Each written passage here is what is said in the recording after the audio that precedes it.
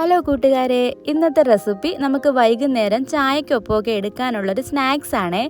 ഇത് ചായക്കടകളിലൊക്കെ കണ്ടിട്ടുണ്ടായിരിക്കാം. ഇതിന് നമ്മുടെ ഇവിടെ ഗുണ്ടെന്നാ പറയാറ്. നിങ്ങളുടെ നാട്ടിലൊക്കെ ഇതിന് എന്താ പേരെന്നൊന്ന് കമൻറ്റ് ചെയ്യണേ.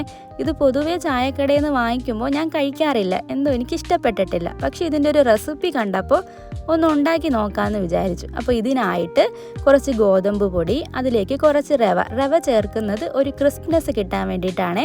പിന്നെ ഒരു ഫ്ലേവറിന് വേണ്ടിയിട്ട് 2-3 ഏലക്ക ചതച്ചത്, കുറച്ച് സോഡാപ്പൊടി, ആവശ്യത്തിന് ഉപ്പും കൂടി ചേർത്ത് നന്നായിട്ടൊന്ന് മിക്സ് ചെയ്യണേ.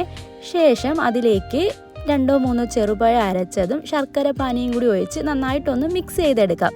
ഇത് മിക്സ് ചെയ്യുമ്പോൾ ഒരുപാട് കട്ടിയും ആയി പോവരുത്, ലൂസും ആയി പോവരുത്.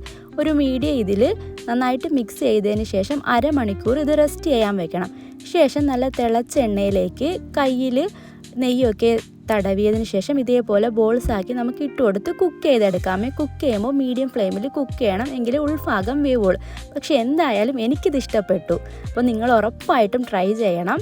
Thank you for watching my YouTube channel and please subscribe. Okay, by.